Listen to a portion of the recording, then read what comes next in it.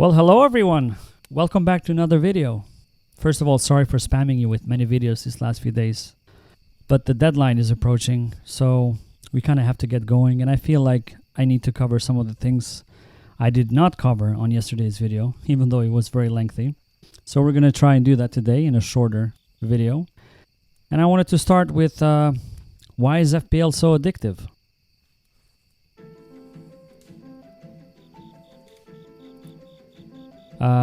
Contrary to other video games that you usually play, this is based on real performances of teams and football players. So basically, with the 11 players that you select on your team, you get points based on how they perform.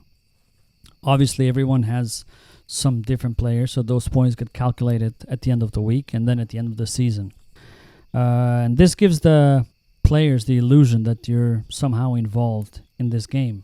It's the same with betting, for example, when you bet on a football team, what results to get. Here, you're just betting on which football players are going to do good and which ones are not.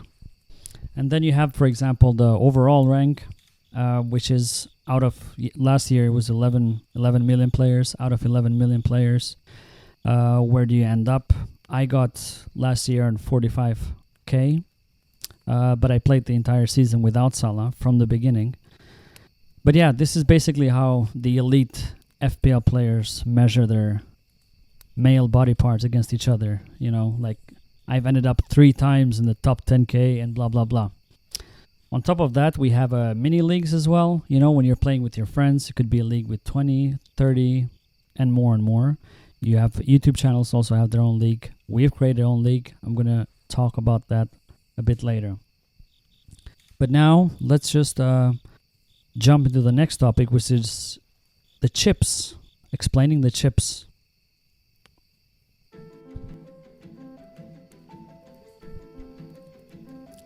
Okay, so the chips. We have 3 main chips on fantasy football. We have the bench boost, we have the free hit, and we have the wild card. Now, what do you need to know about these 3 chips? The wild card you can play twice per season, so basically on the first part of the season and the second part of the season. Wild card is basically on 1 week. You can just transfer as many players as you want. Bring in without getting minus hits. Which, another thing I didn't cover on yesterday's video, if you only have 1 free transfer, let's say, and you want to transfer more players, because sometimes you don't have the funds and you have to sell some of the more expensive players to get the player that you want, you kind of have to make two transfers, and then if you want to make 1 more transfer, you'll get minus 4 points for each player that you transfer. So you can get minus 8, minus 6, minus 16, minus 12. And that means that the next week you start the game week with minus the points that you make those transfers. It sounds complicated now, but it's just you're gonna figure it out very quick. It's not that complicated. Yeah, so the transfers you make, you get minus points. But the wild card gives you, freedom to change your entire team without getting any minus hits. But you can only play that twice a season, obviously, which is always a good chip, especially when you're planning long term or you're planning for other chips as well, which is bench boost, for example. Bench boost is a chip that you can play once a season, and for that game week, the players that you have on your bench are gonna contribute to the total of the points that you get for that game week, which they usually don't. The players on the bench never get the points from the players on the bench don't get calculated usually. So that's the bench boost, and usually people or FPL players play the bench boost when there's a double game week, and that means sometimes games get postponed in the Premier League because of other fixture contributions like Champions League and Europa League, and then those fixtures get rescheduled into a double game week. So in 1 game week you have 2 games, and then of course obviously the players' points get doubled because they're playing 2 games if they do. And usually people play bench boost during that time, so then it's followed with a wild card maybe 1 or 2 weeks before you plan, like you change your whole team to fit that bench boost. And then we have a triple captain. That's another chip. Triple captain is for 1 week, the points of your captain get tripled. And usually every week, the captain that you pick on your team the points get doubled. So the triple captain triples the point, but that again, you can only play that once in a season. So you want to pick again a double game week, a good player like a Haaland with 2 games. Usually, yeah, you get triple the points that he gets on a game week. And then what is left? The free hit. The free hit is an interesting chip. You know, usually sometimes FPL players play during the blank game weeks.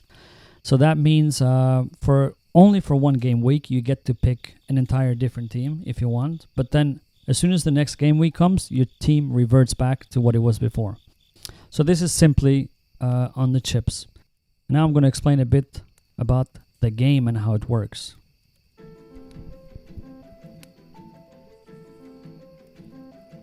The game. So the game. How does the game work? As you saw yesterday video, so after we picked a team of 15 players, you only get to play 11 players, of course, and then 4 players stay on the bench in case you need them. Out of those 11 players, all of them are going to contribute to the total of points you get for that week. For example, a goalkeeper gets points based on clean sheets. If you get a clean sheet, you get 4 points. Plus, you get 2 points on top of that for playing 90 minutes.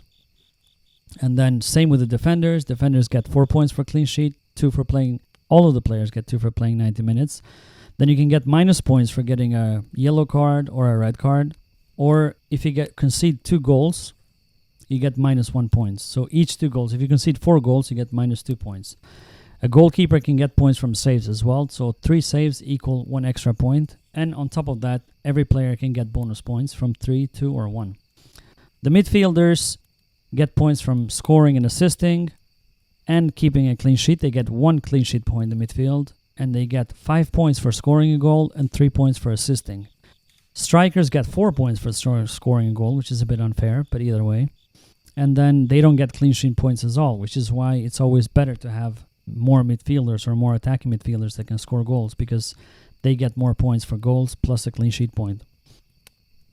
And then, you can get minus points, as I said. So all of these are calculated. Now, what happens with the bench? The bench, some new FPL players tend to ignore it, but it's still important. Like if you ignore the goalkeeper, because usually you never need the goalkeeper bench, but the other part of the bench, you might have 2 defenders or 1 defender, 1 midfielder, and a striker. It doesn't matter. It's really important to have a good playing bench players, at least 1 or 2, because if one of the players in your first team is missing, and then automatically your first bench player is going to substitute that. Now, it's important also to rank the bench, so whichever is first substitutes the first bench player. Sometimes if you're playing, for example, with 3 defenders, even if your defender on the bench is second in a row, that's still going to be the first one, because you cannot have less than 2 defenders in the team, etc., etc. And this is another thing you're going to slowly figure it out. It's not that important. You're not going to need it a lot, but it's just good to figure it out. And now let's talk about the leagues.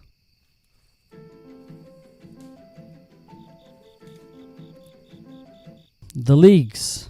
There are many leagues that every FPL player, there's unlimited amount of leagues that you can join. I'm going to put the code to our channels league over here, which you can join, and I'm going to probably make a video. I don't know. It's really easy. You just go, it doesn't matter if you use the browser or the app.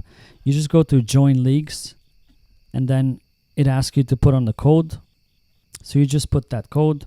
The link to our code is W5JUU3. So you just type that on the league code and you can join in our league. But of course, you can create your own leagues where you invite your friends, you invite your family. At the end of the day, for most FPL players, this is what it's all about, because you want to compete against your friends and family. You're never going to win the FPL itself. I mean, it's just the chances are so small that it's almost impossible. I mean, out of 11 million, maybe 12 or 13 million this year. Let's see. It's impossible, but it's fun to win the mini leagues and all of that. So yeah. Okay, and now finally my updated draft.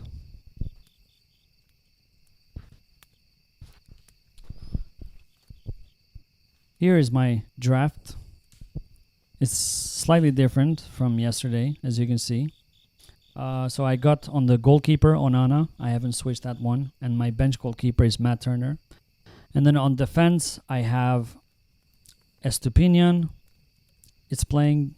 And then I have Saliba, which I switched for Gabriel. Everyone has Gabriel. I just like Saliba better. I don't know. It's not much difference between the two players, but yeah. And then John Stones is playing on the first game week, and Chilwell is going to go on the bench, unfortunately, because he's playing Liverpool at home. But from the other second game week and on, I think I'm going to play Chilwell. And then on midfield, we have some changes as well. I finally settled on a draft that you can't have a perfect draft, but this is the near perfect for myself to make me happy. And then you have Bruno Fernandes, you have Rashford, you have Saka, you have Mitoma, same as yesterday. But then I got Diogo Jota. I'm just surprised he's so low owned. I think it was 1.2% or something. That is just shocker considering that he's played all of the preseason games.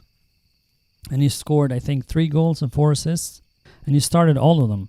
So if he starts for Liverpool, I love Jota. Jota is one of my favorite players. I mean, even though I'm an Arsenal fan, he's just an incredible finisher. I would put him higher than Salah in terms of finishing only, not like an overall player, obviously. But I just love Jota. I love Jota. If he plays, he's always going to be in my team. And for 8.0, that's amazing. You don't feel like I'm missing out on Salah that much. And it's a decent price, and you can also downgrade him or change him to Martinelli, downgrade him to other 7.5 midfielders. So perfect balance. I feel if Jota starts, I'm going to be super happy. And I don't feel like I'm missing out on not having any Liverpool attackers, obviously. And then on the strikers, I have Haaland and João Pedro. Same as yesterday. I just feel like João Pedro has or Brighton in general, very good opening fixture. So he's going to stay there. And then on the bench, the other bench I have is Visa. This is another thing. So I didn't leave any money on my bank because I thought last season I did this strategy. I had a very good bench. Most elite FPL players don't like having a good bench. They just like spending every cent of their money on, having a good 11. But it really helped last year having a good bench. Like I didn't make rush decisions. I didn't feel like I'm, knee-jerking on every week that I didn't do well. I could always, for example, if Jota doesn't play, I have Chilwell and Visa in there. And with Visa, is good because 6.0 is a striker, but also I feel like I'm not missing out on Buemo, which everyone has. I mean, Visa plays more advanced. Sometimes as a central striker, sometimes as a winger for Brentford. So I think if Buemo does well, he's going to do well as well. Why not? As long as he starts, obviously. But I checked his preseason games, and he's started most of them.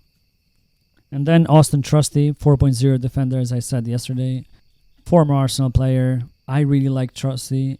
I think just the FPL players in general are not very familiar with him because they would jump on him. He was the player of the season, if I'm not mistaken, last year for Birmingham City in the second division. So I think he's going to do very well. I don't know about Sheffield United in general. I've heard that they haven't made many signings and they're not going to be good. But defensively, people have gotten Baldock anyways. So why not go for Austin Trusty, a little differential. So yeah, Jota, great differential. I'm definitely going to go with him because I feel like if I have a good bench, even if he misses out every now and then, I have the bench to cover for it, and then I can downgrade him or change him to different players. So that's my draft for today. And please like, subscribe. If you have any questions, leave them in the comment section below. Wow. I'm becoming pro at this. Comment section below. Nice. Yeah.